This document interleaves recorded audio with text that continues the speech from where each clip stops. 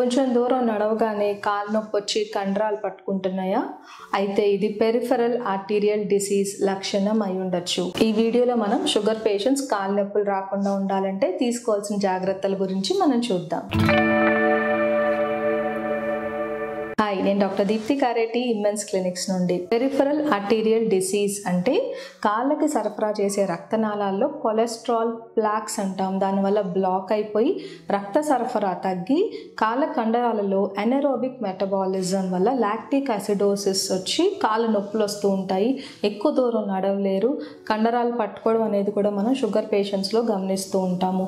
Sugar levels control లేకపోయినా peripheral arterial disease వచ్చేస్తుంది. Family history ఉన్న రావచ్చు. ఒబెసిటీ ఉన్న వాళ్ళలో ఎక్కువగా చూస్తూ ఉంటాము. స్మోకింగ్ చేసే వాళ్ళలో ఖచ్చితంగా పెరిఫెరల్ ఆర్టీరియల్ డిసీజ్ అనేది వస్తుంది. కొలెస్ట్రాల్ లెవెల్స్ పెరిగిపోయినా, బీపీ లెవెల్స్ పెరిగిపోయినా కూడా పెరిఫెరల్ ఆర్టీరియల్ డిసీజ్ వచ్చే అవకాశాలు ఉంటాయి. ఈ కాళ్ళ నొప్పులతో పాటు పెరిఫెరల్ ఆర్టీరియల్ డిసీజ్ ఉన్న షుగర్ పేషెంట్స్లో మనము పుండ్లు పడితే మానకపోవడము, కాళ్ళ మీద ఉన్న వెంట్రుకలు రాలిపోవడం, గోర్లు పెరగకపోవడము, కాళ్ళ టెంపరేచర్ మన బాడీ టెంపరేచర్ కన్నా చల్లబట్టడం కూడా గమనిస్తూ ఉంటాము. డయాబెటిక్ పేషెంట్స్లో పెరిఫెరల్ ఆర్టీరియల్ డిసీజ్ ఉంటే వాళ్ళకి గుండె జబ్బులు మరియు పక్షవాతం వచ్చే అవకాశాలు కూడా ఎక్కువగా ఉంటాయి. కాబట్టి దీన్ని ముందుగా గుర్తించి ట్రీట్మెంట్ ఇస్తే చాలా మంచిది. షుగర్ పేషెంట్స్లో కాళ్ళ నొప్పులు తగ్గాలి, లేకపోతే పెరిఫెరల్ ఆర్టీరియల్ డిసీజ్ రాకుండా ఉండాలంటే వాళ్ళు తీసుకోవాల్సిన జాగ్రత్తలు: మొదటిది షుగర్, బీపీ, కొలెస్ట్రాల్ 3 కంట్రోల్లో పెట్టుకోవాలి. రెండవది స్మోకింగ్ అలవాటు ఉంటే ఖచ్చితంగా మానేయాలి. అధికంగా ఉన్న బరువు తగ్గండి. రెగ్యులర్గా వ్యాయామం చేయాలి.